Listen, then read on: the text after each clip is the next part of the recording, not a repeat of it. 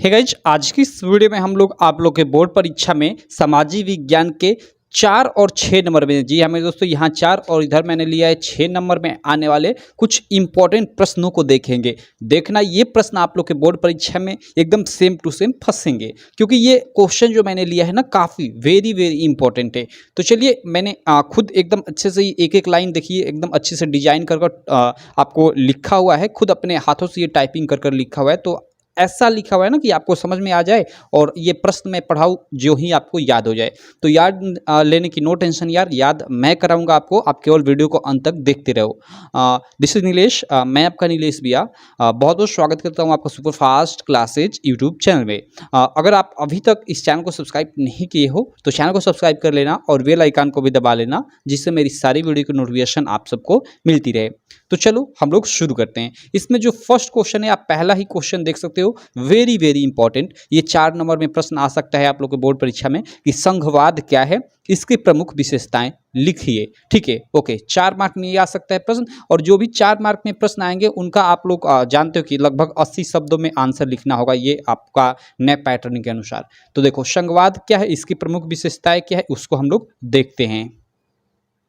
Okay, तो देखो, सबसे पहले संघवाद शब्द आया है। संघवाद का मतलब समझते हैं। संघवाद क्या मतलब अर्थ क्या है, संघवाद का मतलब क्या है। तो यहाँ पे देखो, इसका मैंने थोड़े से में लिख रखा है कि संघवाद सरकार का एक प्रारूप है। जी हाँ मेरे दोस्तों, सरकार संघवाद क्या है, संघवाद सरकार का एक प्रारूप है।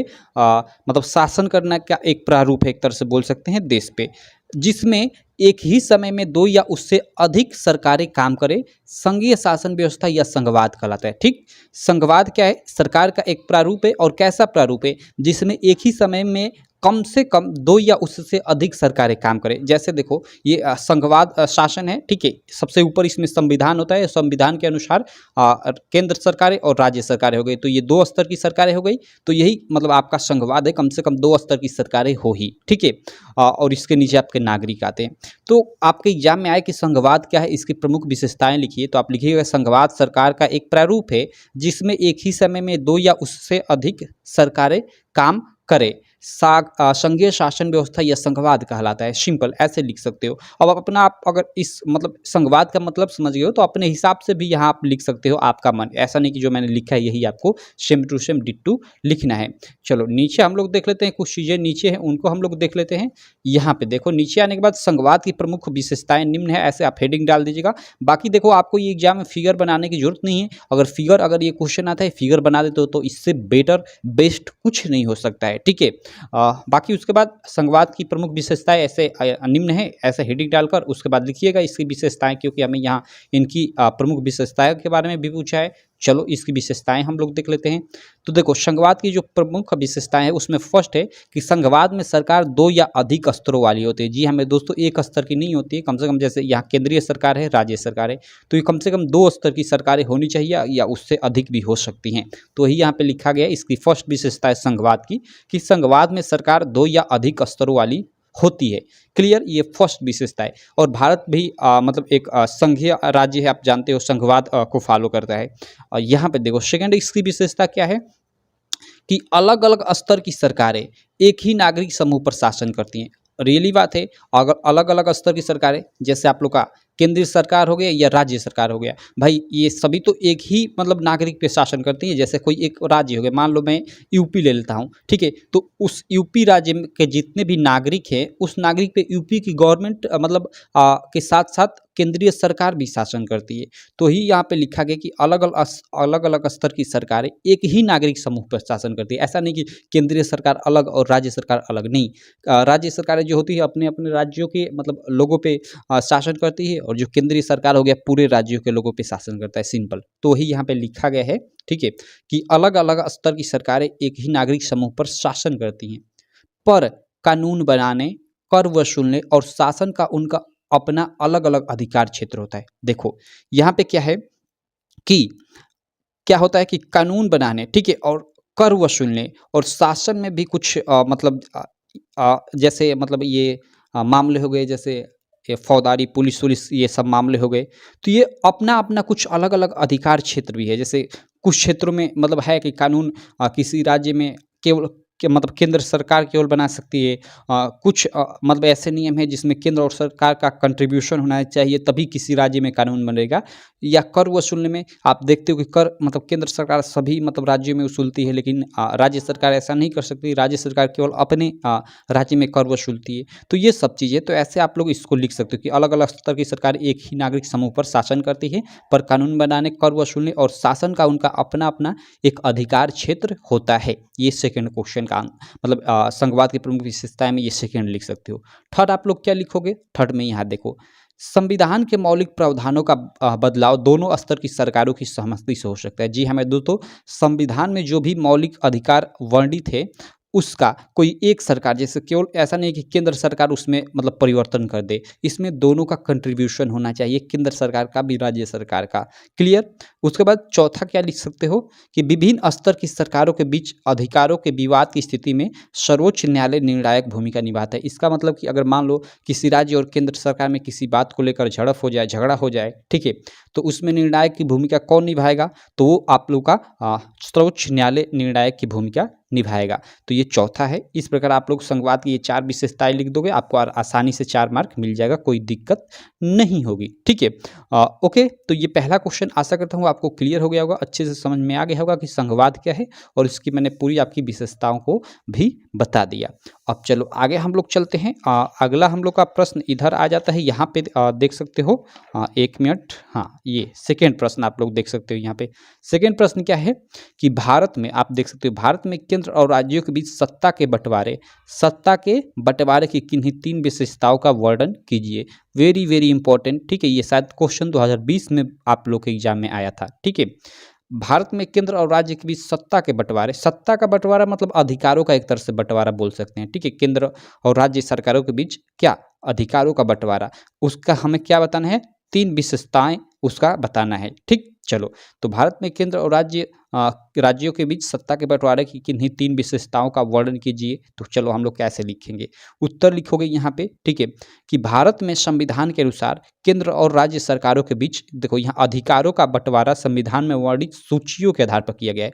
यहाँ देखो, यहाँ मैंने अधिकारों का लिखा है, या सत्ता का बंटवारे भी लिख सकते हो यहाँ पे अधिकार की जगह, क्योंकि सत्ता के बंटवारे से मतलब यही है अधिकारों का बंटवारा। केंद्र और सरकार, राज्य सरकारों में मतलब जो भी उनके अपने अपने अधिकार है उनका बंटवारा एक तरह से। ठीक है, तो यहाँ पे लिख सकते हो कि भारत में संविधान के अनुसार केंद्र और राज्य सरकारों के बीच सत्ता के बंटवारे का संविधान में वर्णित सूचियों के आधार पे किया गया है। ठीक है, सत्ता का बंटवारा संविधान में वर्णित सूचियों के आधार पे किया गया, ऐसे आप लोग लिख सकते हो। बाकी ये अधिकार भी शब्द यूज करोगे कोई दिक्कत नहीं। तो भारत में संविधान के अनुसार केंद्र और राज्य सरकारों के बीच अधिकारों का बंटवारा संविधान में वर्णित सूचियों के आधार पर किया गया है। ये सूचियाँ क्या होती हैं? आपने देखा होगा, जैसे संघीय सूची, राज्य सूची, आपने ऐसे सुना होगा कि इतनी सूचियाँ है भारतीय संविधान में। ठीक है, तो इन्हीं सूचियों की कुछ सूचियां हैं संविधान में वर्णित, जिनके अनुसार केंद्र सरकार और राज्य सरकार के बीच सत्ता के बंटवारे यानी अधिकारों के बंटवारे को वो मतलब प्रदर्शित करती हैं, एक तरह से वर्णित करती हैं। तो कैसे? चलो फर्स्ट कौन कौन सी वो सूची है, फर्स्ट आप लोग लिखोगे। ठीक है, संघ सूची। संघ सूची क्या है? देखो, इसमें प्रतिरक्षा, विदेश, बैंकिंग, संचार, मुद्रा जैसे राष्ट्रीय महत्व के विषय हैं, इन पर केंद्र सरकार कानून बनाती है। सिंपल केवल इतना लिखना है, इसमें ज़्यादा डिटेल में नहीं जाना है, नहीं तो एक बड़ा टॉपिक हो जाएगा। ठीक, संघ सूची में आपको याद रखना है कि इसमें प्रतिरक्षा, विदेश, बैंकिंग, संचार, मुद्रा आदि चीजें आती हैं। ठीक है, और इस पे केवल केंद्र सरकार कानून बना सकती है, न कि राज्य सरकार। ठीक है, 1 मिनट मैं मोबाइल को थोड़ा वो कर लेता हूँ, नहीं तो दिक्कत हो जाएगी। चलो, तो यहाँ पे ये संघ सूची में ये लिख दोगे। उसके बाद फिर सेकंड हेडिंग डालोगे। देखो, आपको ये रेड पेन से नहीं लिखना है, मैंने ऐसे ही लिखा है कि आपको अच्छे से दिखे, आपको रेड पेन से नहीं लिखना है।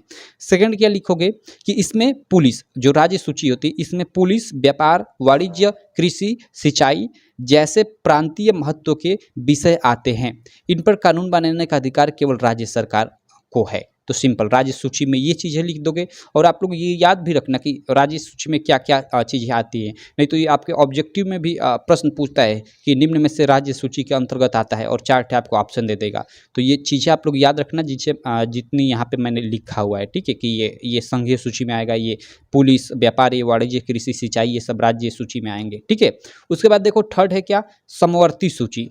संघ सूची में केवल केंद्र, मतलब जो भी विषय आते हैं संघ सूची में, उस पर केंद्र सरकार कानून बनाती है।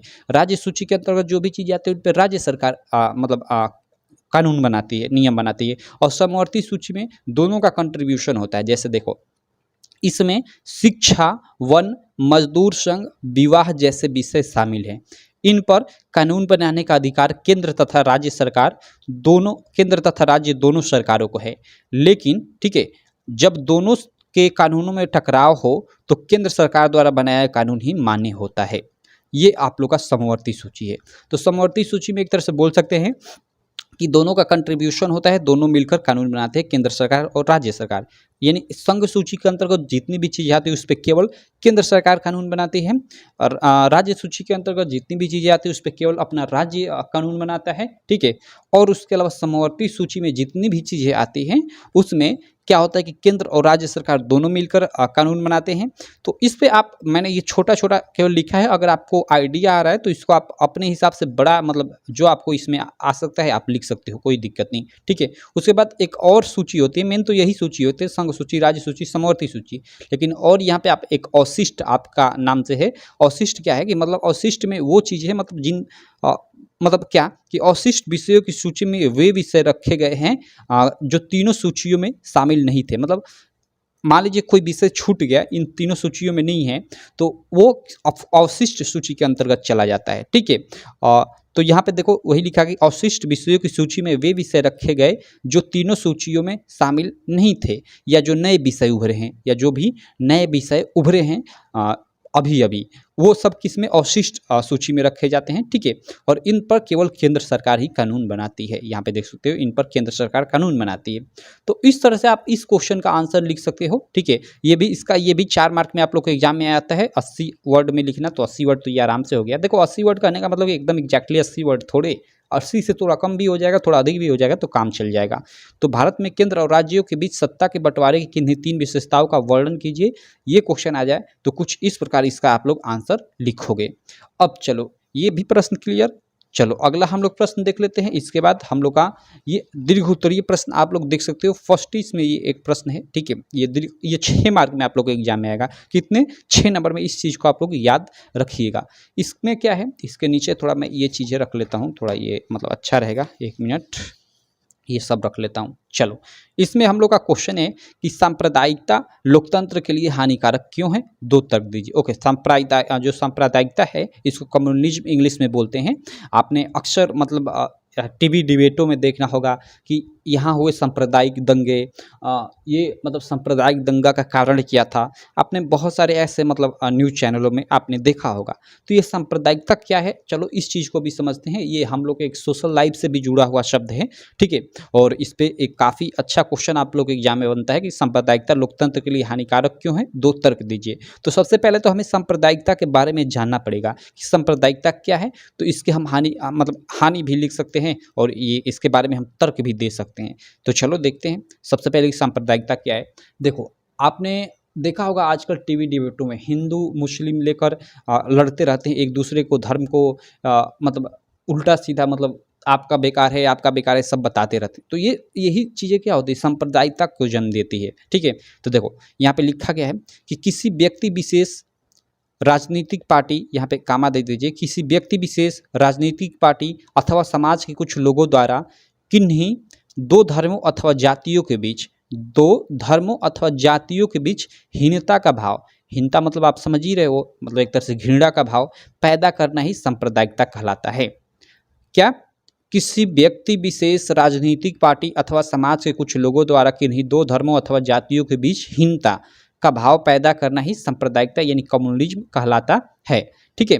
तो ये आप लोग सबसे पहले ऊपर लिख दोगे, उत्तर लिखकर ये। उसके बाद सांप्रदायिकता लोकतंत्र के लिए हानिकारक क्यों है? 2 तर्क दीजिए। तो ये सांप्रदायिकता निम्न कारणवश लोकतंत्र के लिए हानिकारक है, ऐसे आप लोग लिख दोगे। उसके बाद यहाँ फर्स्ट सेकंड कर लिखोगे। तो चलो हम लोग देखते हैं कैसे ये हानिकारक है, और हिस्ट्री में कैसे ये मतलब हानिकारक हुआ। बहुत मतलब इसके उल्टे सीधे परिणाम देखे गए हैं। सबसे पहले आप लोग लिखोगे कि सांप्रदायिक भावना रखने वाले धार्मिक समुदाय अपना राजनीतिक प्रभुत्व स्थापित करना चाहते हैं।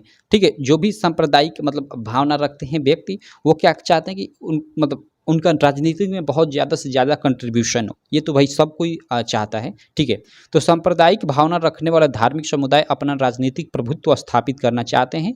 इसके लिए धर्म के आधार पर राजनीतिक दलों का गठन किया जाता है। क्या धर्म के आधार पे राजनीतिक दलों का गठन किया जाता है, ठीक है।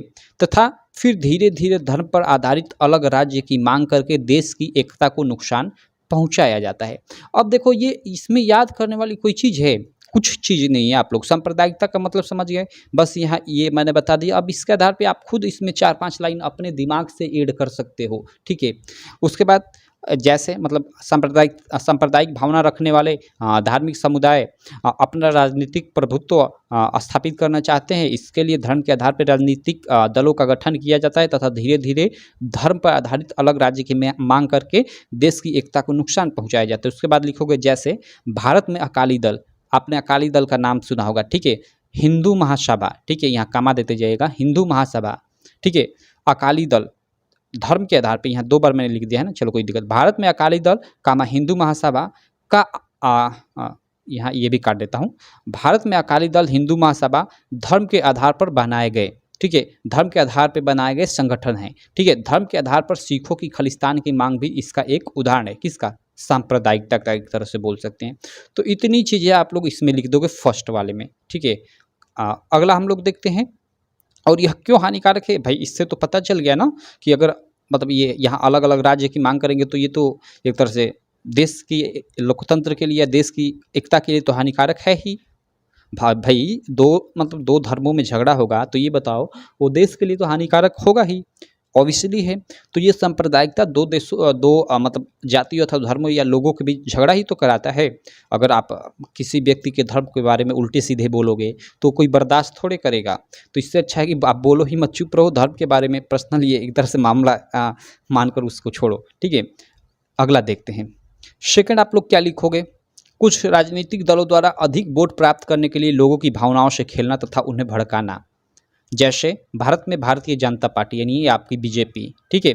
देखो ये आप लोग कहो कि मैंने अपने मन से लिखा है, नहीं, ये फैक्ट है और ये बुक में भी आप लिखा हुआ है। अगर एक एक लाइन पढ़ते हो ना अपनी, तो ये बुक में भी ये शब्द लिखा हुआ है, क्योंकि आप लोगों में से काफ़ी लोग बीजेपी के सपोर्टर होंगे तो शायद मुझे कमेंट में गालियाँ लिखो। लेकिन देखो एक स्टूडेंट को इस चीज़ों से दूर होना चाहिए, ठीक है। राजनीति से बहुत ज़्यादा इस पर मतलब वो करना नहीं चाहिए, फोकस नहीं करना चाहिए। ओके, तो देखो आप लोग लिखोगे कि कुछ राजनीतिक दलों द्वारा अधिक वोट प्राप्त करने के लिए लोगों की भावनाओं से खेलना तथा उन्हें भड़काना। अब यहाँ देखो इसमें आप अपने हिसाब से भी ऐड चीज़ें मतलब कर सकते हो, आगे आपको जो भी याद आ रहा है अपने हिसाब से लिख सकते हो। मैं इतना ही केवल लिखा हूँ कि कुछ राजनीतिक दलों द्वारा अधिक वोट प्राप्त करने के लिए लोगों की भावनाओं से खेलना तथा उन्हें भड़काना। जैसे भारत में भारतीय जनता पार्टी धर्म के नाम पर वोट हासिल करने की कोशिश करती है। उदाहरण के तौर पे बाबरी मस्जिद का मुद्दा इसका उदाहरण है, ठीक है। तो इस तरह से इसमें आप लिख सकते हो। बाकी आपको और इसमें जो भी अपने हिसाब से ऐड करना है अपने हिसाब से ऐड कर इसको और लंबा आप बना सकते हो, क्योंकि 6 मार्क का प्रश्न है तो थोड़ा लंबा तो लिखना बनता है भाई, ठीक है। तो चलो इसको मैं इतने पे ही छोड़ देता हूँ। बाकी आप अपने हिसाब से आपको जो भी आइडिया आए उसको इसमें लिखते जाओ, कोई दिक्कत नहीं। चलो अगला हम लोग देख लेते हैं। देखो इसमें तो हमें 2 तर्क ही पूछा था, 2 तर्क दीजिए, लेकिन एक और तर्क देख लेते हैं जो काफ़ी इंपॉर्टेंट है। 3 तर्क देख लेते हैं, क्या दिक्कत। देखो तीसरा तर्क आप लोग क्या लिखोगे कि कई बार सांप्रदायिकता सबसे गंदा रूप लेकर हिंसा, दंगा और नरसंहार कराती है। इसका सबसे बड़ा उदाहरण भारत पाकिस्तान के बीच विभाजन के समय हुए दंगे हैं। इसके अलावा 1984 के हिंदू सिख दंगे इसका प्रमुख उदाहरण है। किसके? सांप्रदायिकता के। तो ये भी चीज़ आप लोग लिख सकते हो अपने मतलब तीसरा, अगर 3 पूछे तो 3 लिख दीजिएगा और 2 पूछे तो आप पहला या तीसरा लिख दीजिए, या पहला या दूसरा लिख दीजिए। आपका मन, कोई दिक्कत नहीं, आप जो लिख लो, ठीक। तो इस तरह अगर आपके एग्जाम में आता है कि सांप्रदायिकता लोकतंत्र के लिए हानिकारक क्यों है, 2 तर्क दीजिए, तो कुछ इस प्रकार इसका आप आंसर लिख सकते हो, ये पूरा का पूरा। देखो यहाँ पे 6 नंबर में आप लोग के अधिकांश ऐसे प्रश्न आएंगे ना, मतलब जिनको आप अपने दिमाग से बनाकर लिख सकते हो। यहाँ केवल आपको केवल जानना है कि सांप्रदायिकता क्या है। अगर आप सांप्रदायिकता के बारे में जान गए कि सांप्रदायिकता का वास्तव में मतलब क्या है, तो मैं जानता हूँ ये जो चीज़ें मैंने लिखा है ना, आप इनको मतलब बढ़ा बहुत ज़्यादा लिख सकते हो, ठीक है। तो आप अपने खुद से आंसर क्रिएट करने की कोशिश करो। ऐसा नहीं कि आप रटो, इसको आप रटो मत, इसको समझो, ठीक है। तभी आप 6 नंबर के ये जो बड़े बड़े प्रश्न हैं इनका आंसर आसानी से दे पाओगे। भाई रटोगे, कितना रटोगे, भूल जाओगे। सोशल साइंस आप जानते ही हो कितना मतलब बड़े बड़े आंसर, कितना मतलब बड़ा आपका मतलब चैप्टर है, एक तरह से बोल सकते हैं। हर एक जैसे हिस्ट्री में कोई चैप्टर उठा लो, कितना बड़ा बड़ा चैप्टर, उस कितना याद करोगे, ठीक है। तो और वो भी बड़े वाले प्रश्न आपको याद नहीं हो पाएंगे, आप भूल जाओगे। तो ऐसे आपके एग्जाम में ज़्यादातर क्वेश्चन 80% ऐसे ही आएंगे, जैसे ये क्वेश्चन है ना, ऐसे क्वेश्चन आएंगे जिनका आप थोड़ा सा भी उनके बारे में जानते हो तो आप मतलब लिख लो पूरा उस पर एक लेख।